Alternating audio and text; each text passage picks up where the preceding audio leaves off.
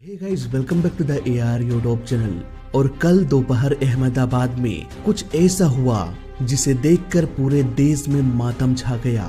Air India का विमान उड़ान भरते ही क्रैश हो गया। इसके बाद जो तस्वीरें सामने आई उसे देखकर रोंगटे खड़े हो गए। पर आखिर ये सब कैसे हुआ, क्या है पूरी कहानी, आइए विस्तार से समझते हैं आज के इस वीडियो में। 12 जून 2025 अहमदाबाद, गुजरात, इंडिया। यहाँ एक इंटरनेशनल एयरपोर्ट है, सरदार वल्लभ भाई पटेल इंटरनेशनल एयरपोर्ट। इस एयरपोर्ट में एक सिंगल रनवे है जिसकी लंबाई 3505 मीटर यानी कि 11,499 फीट लंबा है। एयर इंडिया फ्लाइट 171 का ये विमान इसी रनवे से उड़ान भरने वाला था। समय 1 बजे फ्लाइट 171 में 230 यात्री सवार होने लगे। इन यात्रियों में से गुजरात स्टेट के फॉर्मर चीफ मिनिस्टर भी थे। इन 230 पैसेंजर्स में से 11 बच्चे थे और 2 बच्चा इतना छोटा था कि उनकी उम्र 1 साल से भी कम रही होगी। धीरे धीरे सारे पैसेंजर्स प्लेन में सवार हो गए। इन पैसेंजर्स के अलावा 2 पायलट और 10 क्रू मेंबर्स थे।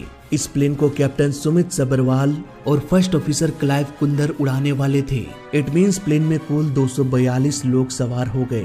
चिलचिलाती धूप, करीब 35 से 40 degree Celsius. Ground staff passengers के लगेज को कार्गो होल्ड में डाल रहे थे। सारे इंस्पेक्शन के बाद ATC ने प्लेन को रनवे 23 से टेक ऑफ करने का परमिशन दे दिया। अब धीरे धीरे प्लेन को पुशबैक किया गया। इसके बाद ये रनवे की ओर निकल गया।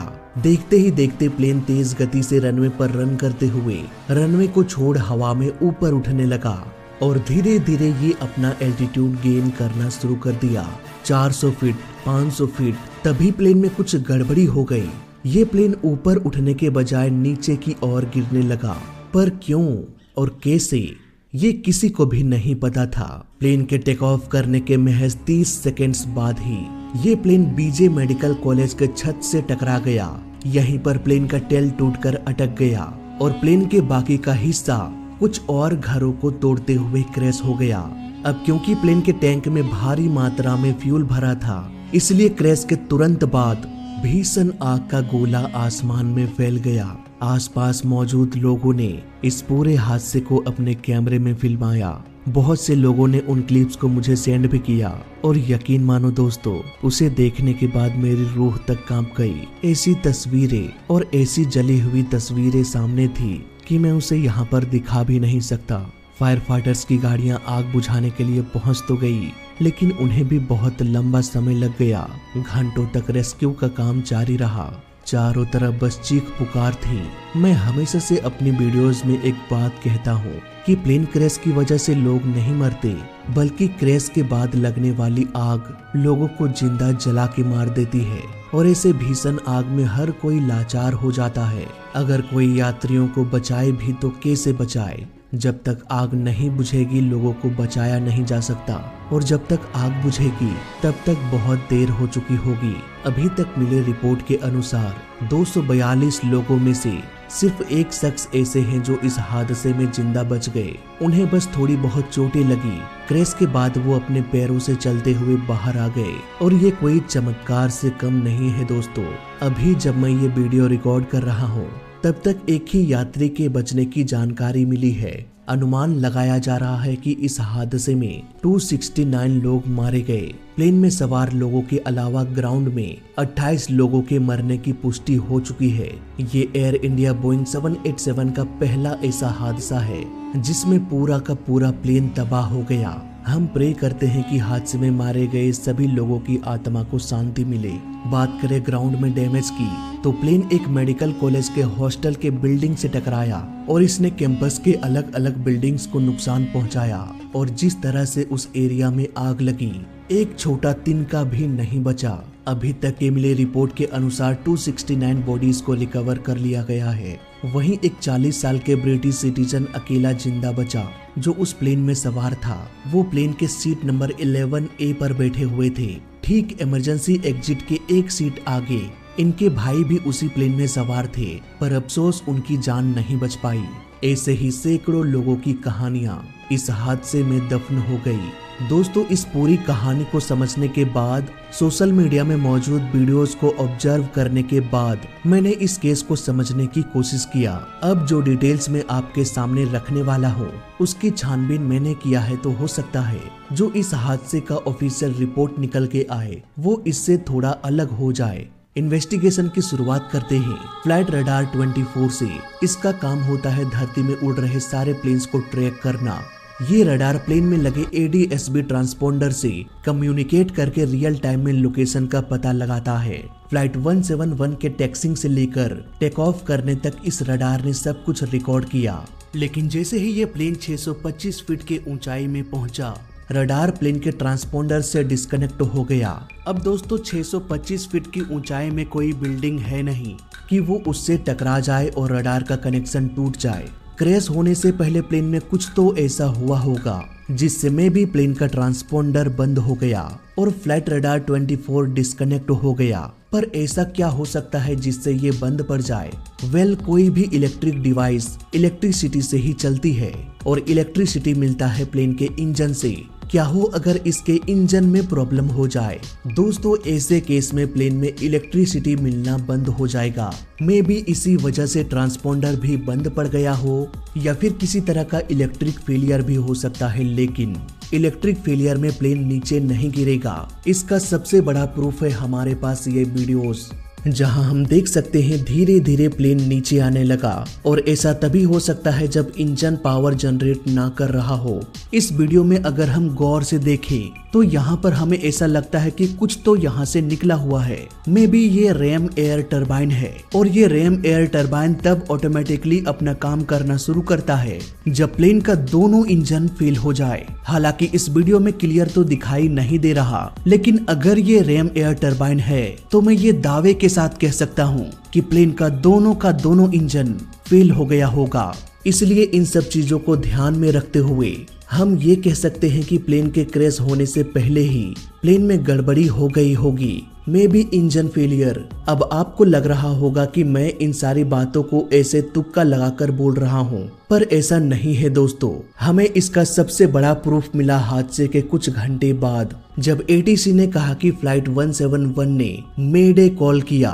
मेडे कॉल तब किया जाता है जब प्लेन में कोई ऐसा खतरा आ जाए जिससे प्लेन क्रैश हो सकता है। इट मीन्स जब ये मेडे कॉल किया गया तब प्लेन रनवे के आसपास के आखिरी छोर में रहा होगा, यानी कि गड़बड़ी की शुरुआत भी यहीं पर हुई होगी। लेकिन यहाँ पर एक और सवाल पायलट पर उठ जाता है कि अगर पायलट को पहले से ही पता चल गया था तो उन्होंने उड़ान क्यों भरा? क्यों उन्होंने ब्रेक लगाकर प्लेन को नहीं रोका? इसे समझने के लिए हमें प्लेन के स्पीड के बारे में भी थोड़ा समझना पड़ेगा। एक प्लेन को टेक ऑफ करने से पहले 3 तरह के स्पीड से होकर गुजरना पड़ता है, V1, VR और V2। V1 स्पीड में जब प्लेन रनवे पर रन कर रहा हो तब पायलट के लिए वो आखिरी पल होता है जब उन्हें डिसाइड करना होता है कि प्लेन को रोका जाए या फिर टेक ऑफ करा दिया जाए। इस स्पीड में अगर कोई इमरजेंसी आ जाए तो पायलट ब्रेक लगाकर प्लेन को रोक सकते हैं, लेकिन इस स्पीड को पार कर देने के बाद प्लेन VR स्पीड पर पहुंच जाता है। इतने स्पीड में प्लेन का नोज रनवे को छोड़कर ऊपर उठने के लिए संघर्ष करने लगता है, लेकिन जब प्लेन VR स्पीड को भी पार कर देता है तब वो V2 स्पीड पर पहुंच जाता है। ये प्लेन का वो स्पीड होता है जब प्लेन सेफ मोड में चला जाता है। इस एल्टीट्यूड में अगर कोई इमरजेंसी हो जाए, मान लो प्लेन का एक इंजन फेल हो जाए, तब भी प्लेन V2 स्पीड में एक इंजन के सहारे उड़ान भर सकता है, कोई भी दिक्कत नहीं आने वाली। अब तीनों को समझने के बाद हम फोकस करते हैं प्लेन के VR स्पीड में। जब प्लेन रनवे पर कुछ दूर रन करके ठीक हवा में ऊपर उठने वाला होता है, ये एक ऐसा कंडीशन होता है VR स्पीड में कोई भी इमरजेंसी हो जाए, मान लो एक इंजन फेल हो जाए, तो पायलट ब्रेक नहीं लगा पाएगा क्योंकि प्लेन का स्पीड इतना अधिक होगा कि वो रुक नहीं पाएगा। और यहाँ पर पायलट प्लेन को ऊपर भी नहीं उड़ा पाएंगे, क्योंकि प्लेन का स्पीड भले ही V1 स्पीड से अधिक है, लेकिन ये स्पीड भी उतना नहीं है कि एक इंजन के सहारे प्लेन उड़ सके। दोनों ही केस में प्लेन क्रैश हो जाएगा। इसलिए टेक ऑफ के दौरान प्लेन में सबसे बड़ा खतरा तब होता है जब प्लेन VR स्पीड में हो। न तो पायलट ब्रेक लगा पाएगा और न ही वो प्लेन को ऊपर उठा पाएंगे in case of one engine failure. अगर हम एयर इंडिया फ्लाइट 171 के पूरे केस को समझे तब हमें ये समझ में आ जाएगा कि अगर एयर इंडिया में इंजन फेल हुआ होगा तो वो इंजन फेलियर उसी वक्त हुआ होगा जब प्लेन VR स्पीड में हो, यानी कि रनवे के लगभग आखिरी छोर में, और ठीक उसी वक्त पायलट ने मेडे कॉल भी किया था। It means plane VR speed में रहा होगा, एक इंजन में प्रॉब्लम हुई और फिर ये प्लेन ना तो टेक ऑफ कर पाया और ना ही पायलट ने ब्रेक लगा पाया। इवन यही वो समय था जब ADS-B रडार बंद हुआ। इस हादसे की पूरी कहानी मेरे इस थ्योरी पर फिट बैठ रही है। इसके अलावा गर्मी का भी मौसम था। एयरपोर्ट में लगभग 35 से 40 डिग्री सेल्सियस तापमान रहा होगा। इतने देर तक प्लेन धूप में खड़ा रहने से प्लेन के टैंक का फ्यूल का टेम्परेचर भी काफी बढ़ गया होगा। शायद इसीलिए आग लगने में जरा सी भी देरी नहीं हुई। इसके अलावा इन वीडियोज में हमें कुछ और डिटेल्स भी नजर आता है और इन डिटेल्स की पुष्टि इन्वेस्टिगेशन के बाद ही हो सकती है। जैसे कि टेक ऑफ के दौरान अगर हम प्लेन के विंग्स में गौर करें तो यहाँ पर ऐसा लगता है जैसे प्लेन का फ्लैप्स 0 पर सेट हो। फ्लैप नॉर्मली 1 या 2 पर सेट होता है। अहमदाबाद में रनवे की लंबाई 11,000 फीट से भी अधिक थी।